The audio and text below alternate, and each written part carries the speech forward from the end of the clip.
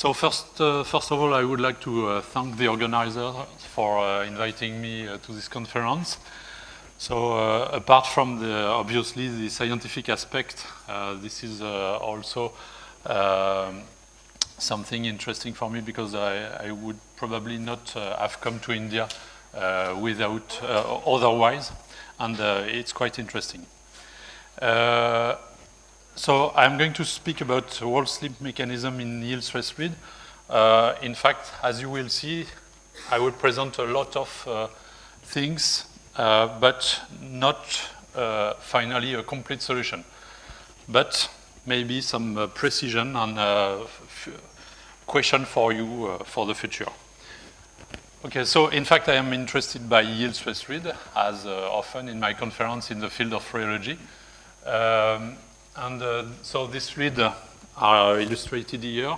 The basic property of this fluid is that they can flow like usual fluids or liquids under some circumstances, but under other conditions they in fact remain at rest and do not move at all or are slightly deformed under some sufficiently low stress. And this is one of their most important properties. In fact, in practice, there are various applications in which it is very important, in fact, to be able to shape them at will and then leave them with this shape.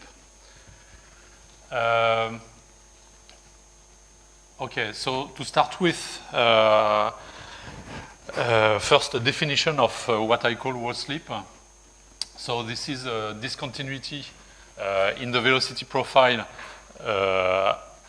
along, so at the wall, at the frontier of the fluid.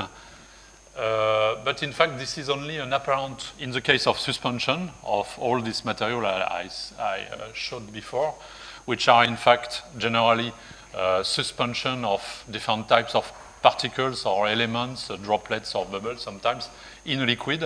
This is in fact only an apparent discontinuity. If we go down to a sufficiently small scale, then we see that we have in fact a continuity of the velocity profile down to a velocity equal to 0 just along the wall. So this is important to give this precision to compare that with polymer. So the basic origin of this wall slip is the fact that we do not have continuity of we do not have, not a continuity, but we do not have exactly the same characteristics of the material along the wall as in the bulk of the material. For example, the density, naturally, if we disperse at random the particle here, then we will have a decrease of the density at the approach of the wall.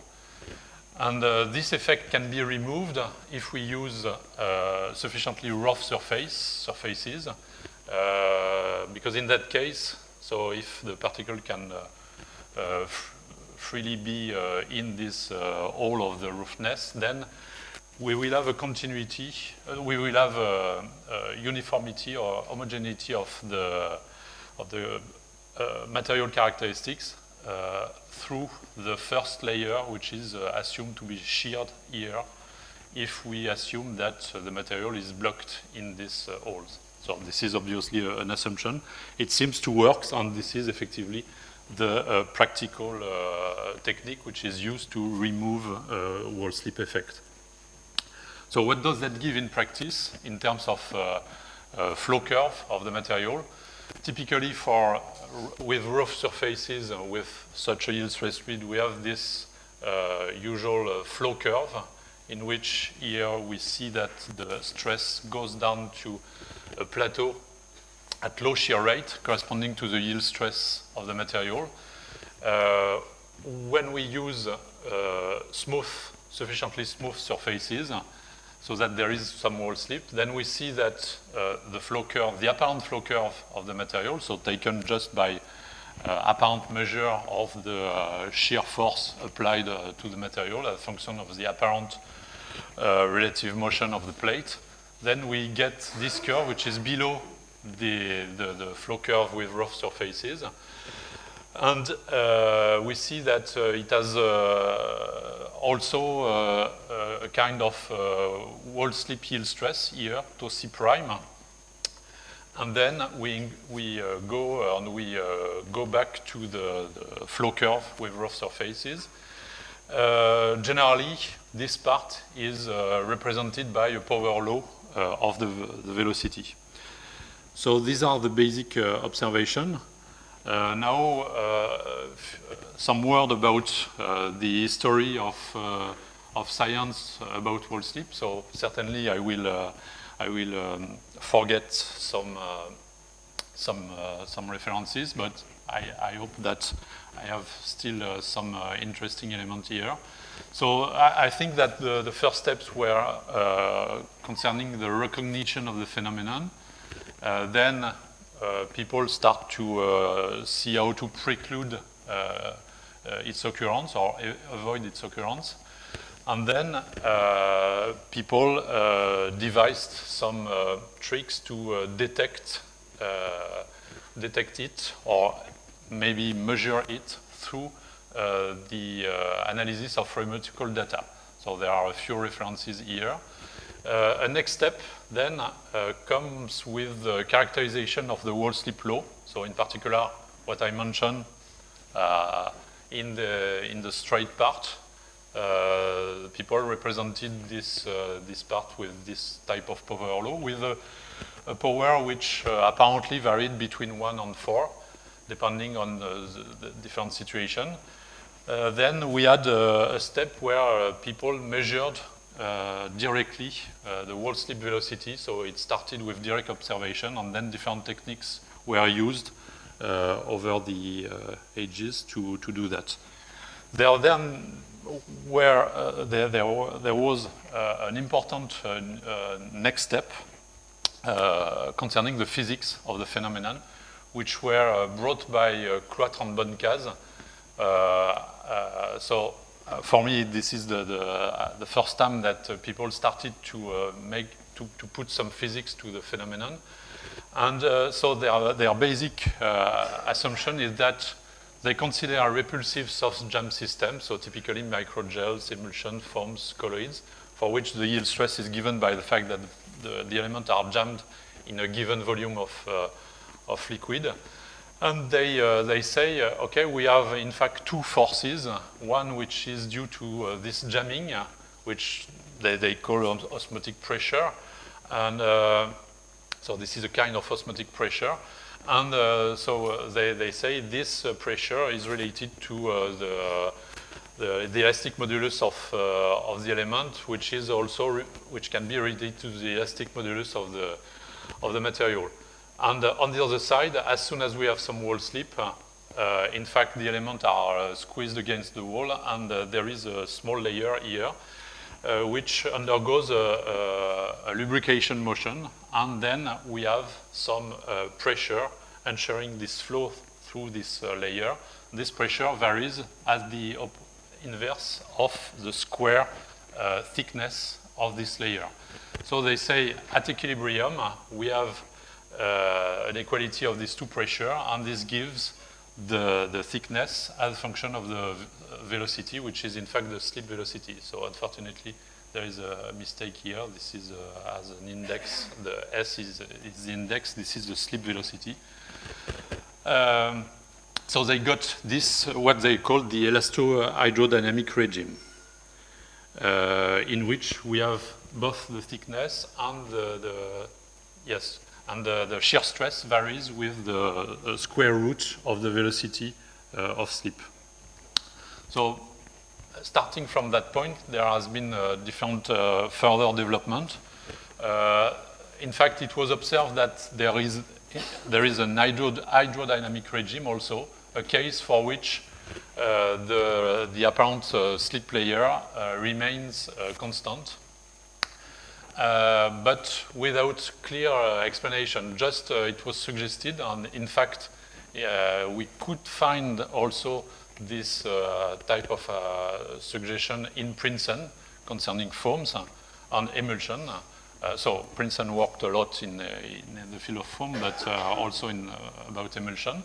And it was suggested that there is a balance between some repulsive and osmotic attractive force, so non-hydrodynamic repulsive force in that case, which gives this constant liquid layer. So, but the origin of this force is not so clear, in part the repulsive force. There were also further development of the same team concerning the explanation of tau c prime, but no real comparison with data. For foam and bubbles, there has been more or less independent development, but rather detailed approach taking into account the specificity of bubbles. And it was observed that there could be a regime transition as a function of the capillary number. And finally, there were observations, very detailed or clean experiments concerning hard sphere suspension, for which it was observed that the wall slip behavior is a linear relationship as a function of the slip velocity plus tau c prime. Okay, so all this leads to some question. In fact, I have a list of such questions. Concerning the fundamental Cloat-Bodkas approach, we can wonder whether this model is really applicable, and in particular to different types of material. We can ask also about the origin of the linear hydrodynamic regime, since I said that this was not clearly explained by physics. We can ask about the origin of tau c prime, and in particular how we can have at the same time a tau c prime, so and a lubricated regime just beyond. We can ask about what about more complex material with non-model structures, and what about other flow conditions? Does slip work in the same way under other types of flow? So in the present approach, I will show you different things, and in particular, I will start to try to make careful experiment to get proper evaluation of tau c prime and of the wall slip law, and this will in fact give some more information about the origin of tau c prime. I will consider various types of system, so varying the parameters of the system will also give more indication of about the origin of this wall slip, and we will study different flow conditions. So the material I will use, so we will use different types of material, in particular emulsion, so essentially emulsion, either direct or inverse, with different droplet size, and also, importantly, we vary the concentration in a wide range. We use different material structure, so a clay suspension, which is illustrated here, with mainly soft platelets and ketchup and mustard. And we also varied the solid surfaces. In fact, there have been different treatments with these solid surfaces, but it seems that the most important parameter is the roughness of these surfaces. So we used the standard rough surface, sandpaper, and also at the opposite, a silicon wafer with a very small roughness. And between we have a Teflon-like surface with a roughness that we did not precisely estimate, but which is of the order of a few nanometer, and an intermediate specific surface called black silicon, in fact because it appears black, and which results from plasma etching, of the silicon wafer, which gives kind of needles along the surface with 1 micrometer distance between these needles. Okay, so in fact, the basis of the study, as you will see, is to carry out careful tests in which we are clear about the steady state flow which is obtained, so that we can say, okay, we have either a flow, a no flow, or a wall slip. So to do that, we can see what we get with rough surfaces with parallel disk geometry under ambient air to avoid evaporation, at least in that case. We carry out tests, successive creep tests, in which we impose the shear stress, and then we follow the deformation in time here. And so that then we wait for steady state motion or no motion, and this is what we observe typically with this type of surface with direct emulsion. We see that below some yield stress we have a deformation which reaches a plateau. So we can consider that here we are in the solid regime, the material no more deforms. And on the contrary, for a stress larger than this value, then after some time we reach a steady state flow here with a constant slope 1 in this logarithmic representation, which means that the material floats at a constant given shear rate here. So this corresponds to what we can call the liquid regime of the material. So the things are rather clear in that case for this type of material, which is a simple yield stress grid without thixotropy. Now what does that give in terms of flow curve, apparent flow curve? If we take all the stress, the shear stress value associated with the shear rate here, we can represent this curve, which is obviously that I presented at the beginning. And we can now move to what we get with a smooth surface. Now we start again the experiment. So I must recall that each time we start again from the same preparation of the sample, so possibly with some pre-shear of the material. So before each test, under a given stress, we start with the same material, the material in the same state as the other values. So to avoid, obviously, any impact of the history of the test. So with smooth surface, we again have an apparent solid regime below some yield stress, but this is a much lower stress value here that we obtain. This is the tau c prime. And the important point is that, as compared to previous work, is that here we really determine the tau c prime value, not from some extrapolation or some fit of a model, but here experimentally. So we have this clear value for tau c prime. Then we have a regime beyond the yield stress for which we again have a flow under steady state. And we have an intermediate regime between the yield stress determined with rough surfaces and the tau c prime, where we still have some steady state apparent flow.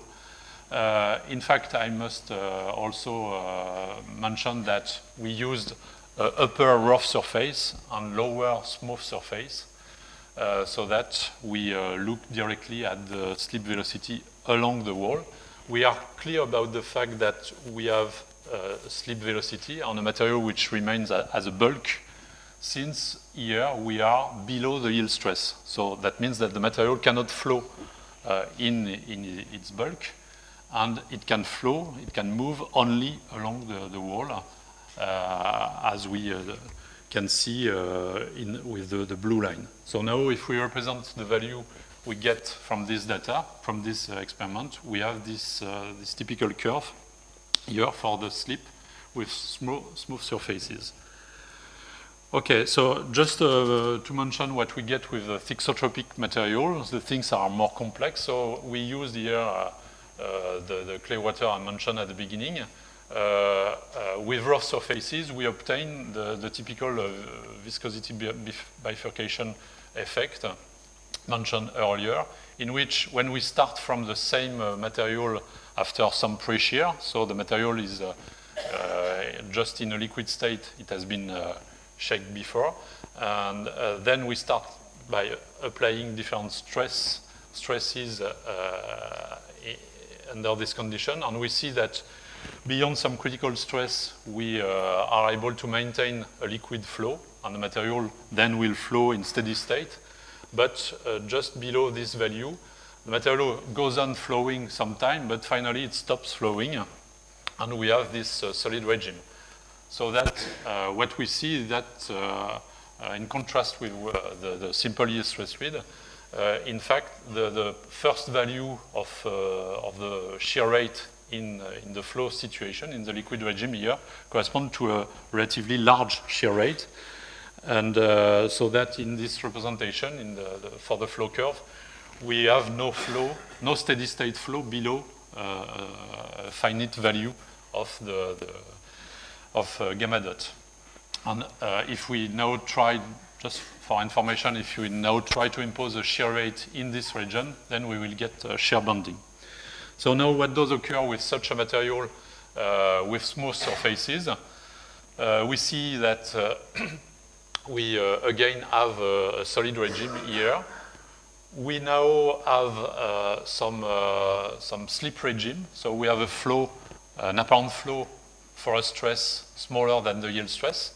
But now we have an original viscosity bifurcation effect between some critical value here and this value. In fact, the material tends to stop flowing. No, not stop flowing, but goes on flowing at the same shear rate here, so that finally we have this steady state apparent flow curve in which we have the flow curve of the bulk, maybe with some wall slip in this region beyond the critical shear rate, and we have wall slip here below this value, but between we cannot get steady state flow even with smooth surfaces with this type of material between these two values. Okay, so now we can have a look at what occurs. In fact, I forgot to show you the picture before, I don't know why. So this is the typical result we obtain with this type of material when we leave it under an inclined plane. So as you can see, effectively, we also get wall slip when we put this emulsion above a silicon wafer like that. You see that there is apparently no tracks behind the material. In fact, we can see with the eye, we can see a slight layer which disappears almost immediately, which suggests that in fact there is an extremely thin layer of water which remains behind, but which immediately evaporates. But we can remark that there are some tracks. I don't know if you can see them easily with the light. There are some tracks just at the edge of the material which are left by the motion. So this suggests that there is something which happens along the edge of the sample. And in fact, this is something that we couldn't see with parallel disk experiment in a remeter, since the edge remains at the same place, where there is no transient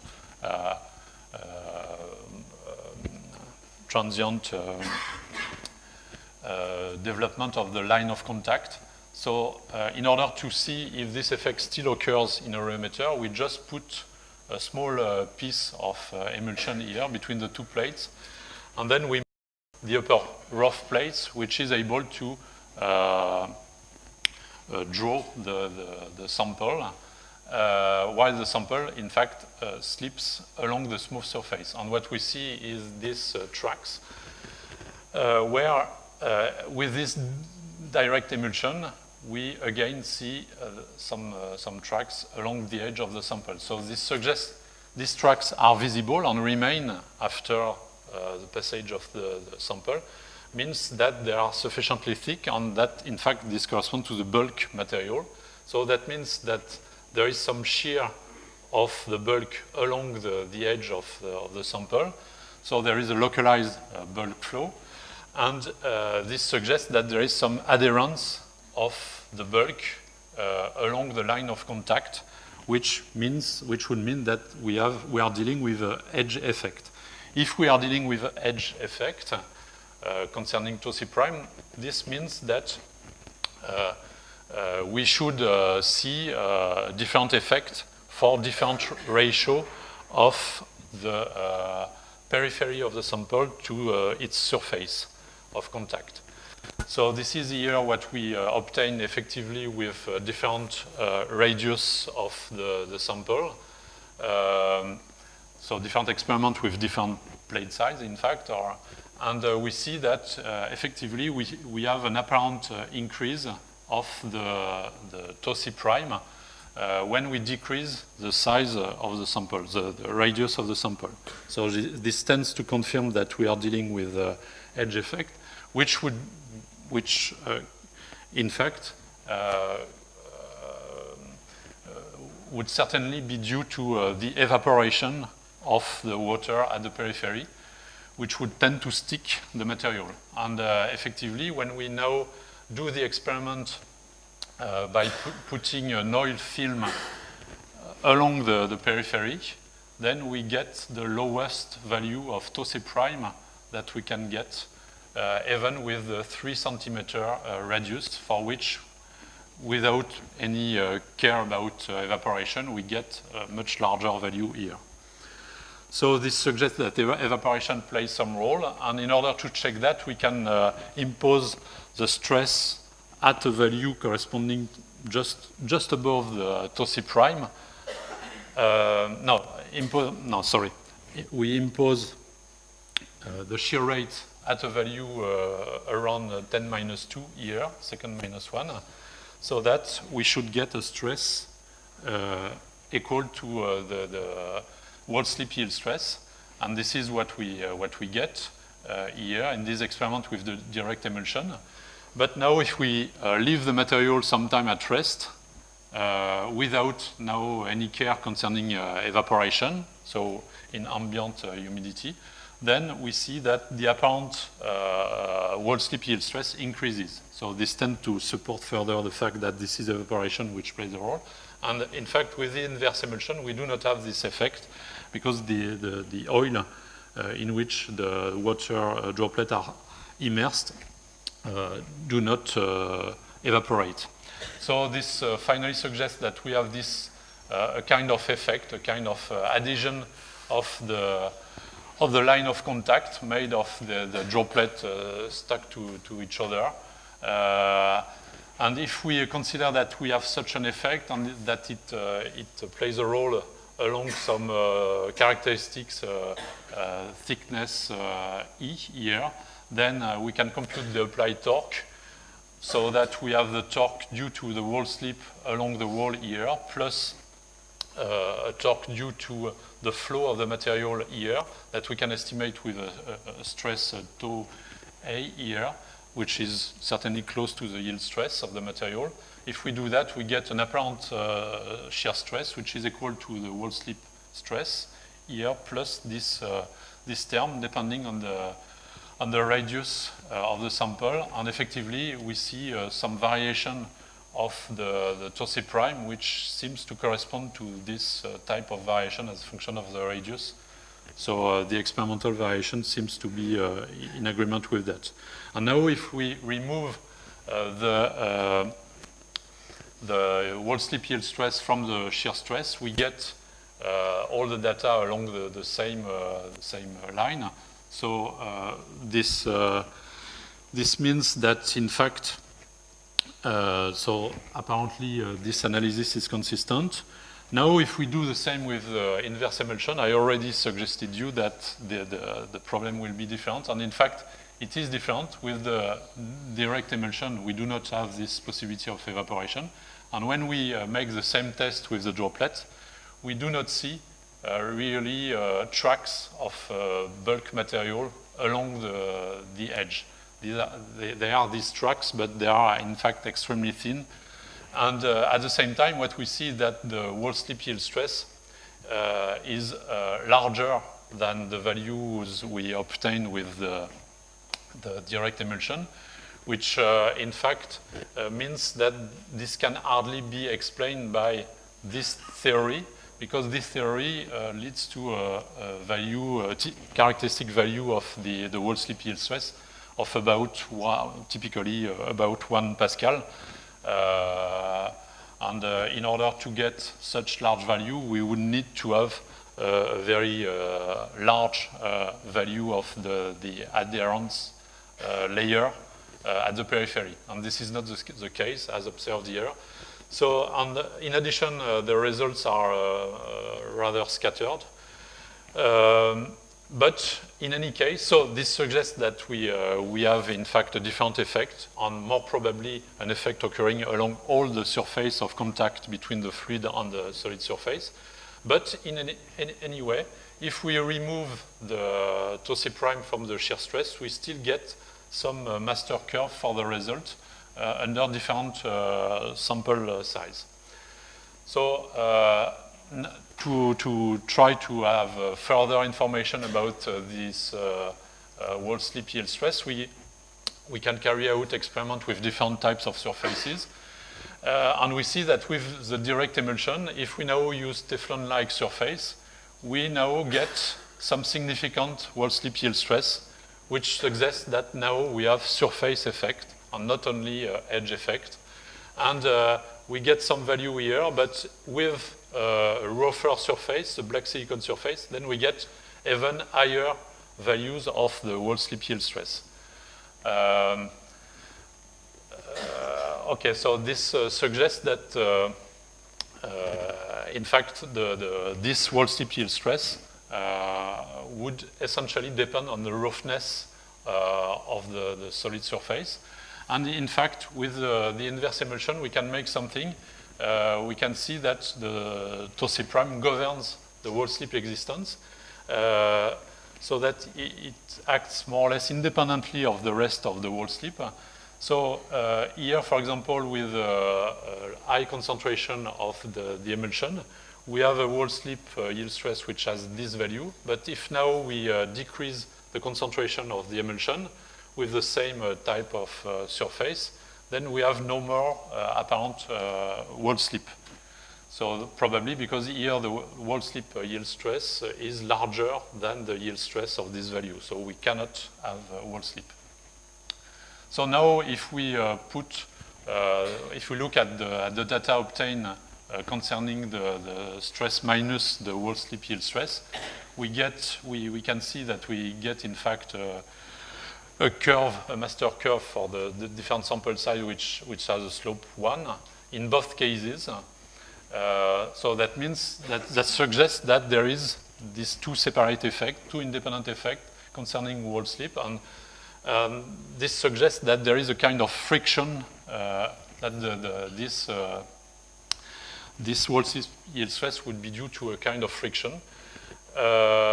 And now what I am going to try to show is to look only at the aspect. I will further discuss about Taussig prime at the end in conclusion, but first of all, I would like to look more at what occurs just above this wall slip yield stress, and in particular look at the variation of the different parameters of the fluid. And we start with the concentration, and here are different experiments with an increasing concentration of the direct emulsion. And we see, so I just directly represent the wall slip stress, and we see that in fact it appears that we have only one wall slip law for this wall slip stress, and we just have an intersection of this wall slip law with the different flow curve of the material obtained under rough condition. So here are rough flow curve. Here, the open square correspond to the wall slip, so smooth condition. and we have more or less the same result with the inverse emulsion, even if it is slightly more scattered. So, in fact, these results start to show that the theories I mentioned at the beginning, on which said that there would be an impact of the osmotic pressure inside the material due to the jamming of the elements. So this theory do not seem to clearly apply. In fact, there does not seem to be significant impact of this of the osmotic pressure, since this osmotic pressure is related to the yield stress of the material. And we see that here we have a large increase of the yield stress of the material with the increase of concentration, but apparently no change in the wall slip law of the material. So now if we represent the data for the two emulsions, we have here the results that we now represent in terms of the slip velocity as a function of the wall slip stress. And we see that we have this simple curve, but we have different results for the two emulsion, and we do not have a clear explanation for that. But what we can see is that here this corresponds to the data for the different concentration, and also this corresponds, we have the data for the different roughness, and we see that with this different roughness, we essentially increase the Tau prime, but we do not change much the hydrodynamic part, so the wall slip stress added to the yield stress. And if we look at all the results obtained with different material types, so I retain only the water-based system, we see that we have this representation now with a multiplication with the viscosity divided by stress in order to plot in a comparable way the different data. And we see that apparently for these very different systems, and also when we vary significantly the viscosity of the interstitial liquid, here we're using this type of material, we have a master curve, suggesting that we have only a typical layer of the liquid slip layer, which remains almost constant or in a very narrow range of value. So finally, we have this type of general result in which we have this Tau prime, essentially apparently due to edge effect or surface interaction. And then we have an almost constant hydrodynamic component which is added to this value. So this finally corresponds to the results obtained by Balesta with a colloidal particle. So if we try a first conclusion about that, a summary at least, we have this Tau prime, which certainly would be due to a kind of frictional process, as we can certainly have with rough surfaces in which the droplet can fall in the hole and then must be removed from this hole successively to advance. And this needs some energy, so as a typical frictional process. So in the case of the inverse emulsion, along the smooth surface, we would not have such an effect. So this suggests that there is additionally some kind of droplet attachment then detachment, since in order to maintain a constant value of Tau prime, we need this constant supply of energy. And on the other side, we have the problem to explain the hydrodynamic component. So this doesn't seem to be explained by the existing theory. We have no clear, as we have seen, we have no clear impact of the osmotic pressure. And there are various other considerations which suggest that, in fact, there should probably we have some a material for which we have a region of contact which are very limited, and maybe with thickness of the order of the nanometer, and which induces finally an apparent slip layer thickness much larger. But this is still a question. So I just would like to show you two additional results which will provide you with additional question. So the first result concerns what we get for stress beyond the yield stress. In fact, we see the results here. So the data here, I will not describe in detail, but they are obtained with magnetic resonance imaging. This is the velocity profile. So this is the technique we have to use to get effectively the wall slip velocity in that case. And then we see that we change the slope in this representation for the velocity as a function of the yield stress. And it seems that maybe this is in this regime that the Electro-hydrodynamic theory would apply. And the other result, the last one, concerns the elongational flow. In fact, we were able to get elongational flow of yield stress fluid by using these smooth surfaces. We could demonstrate that. And so I will not detail that, except if you have a question about.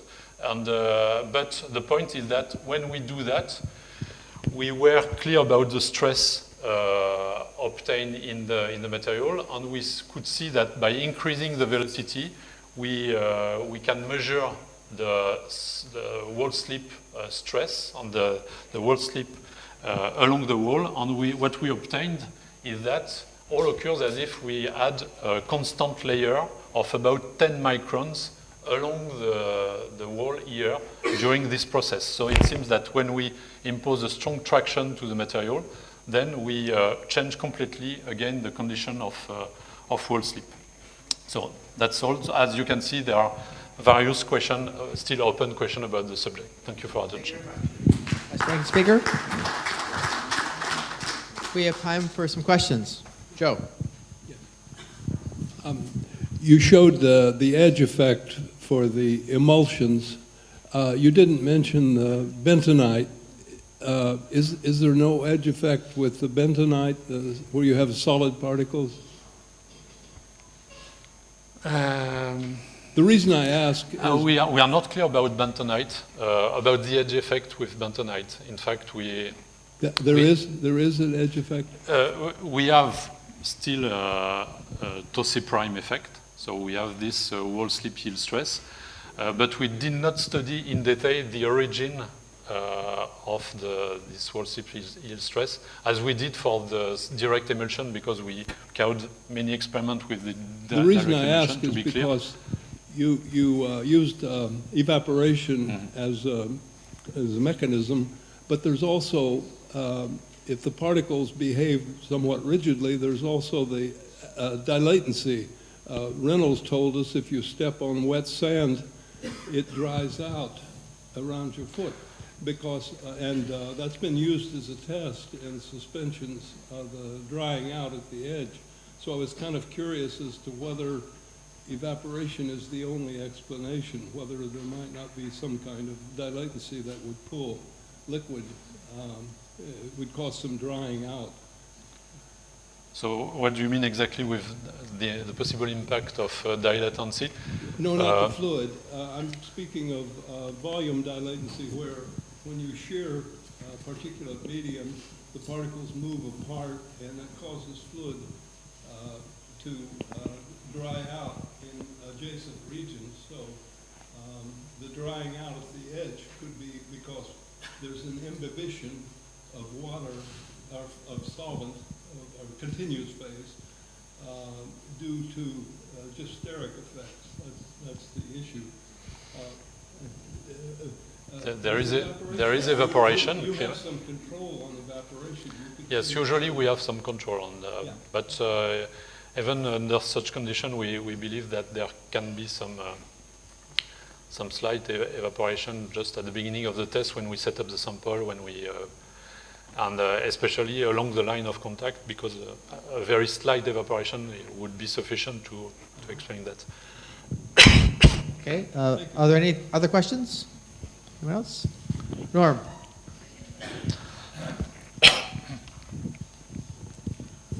Good morning. Thank you, Philippe, for the talk. You have We already met each yes, I other. know. Yeah, that's walking around.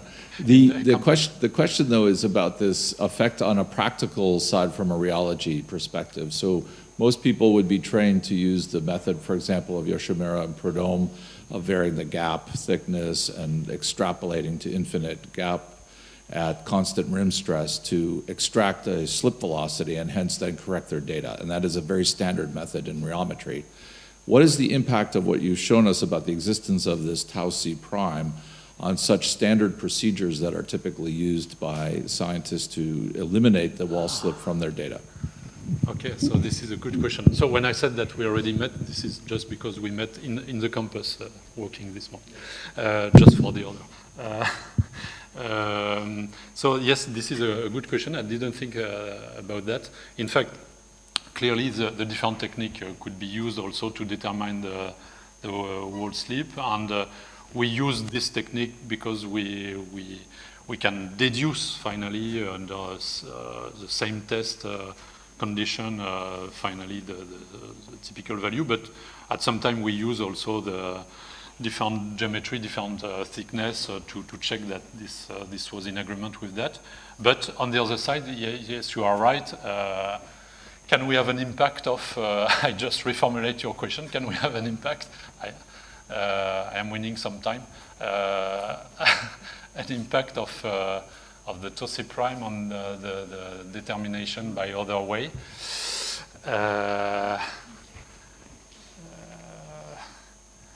In fact, I think this should not impact too much because, in fact, there is no assumption behind the technique to measure the wall slip velocity.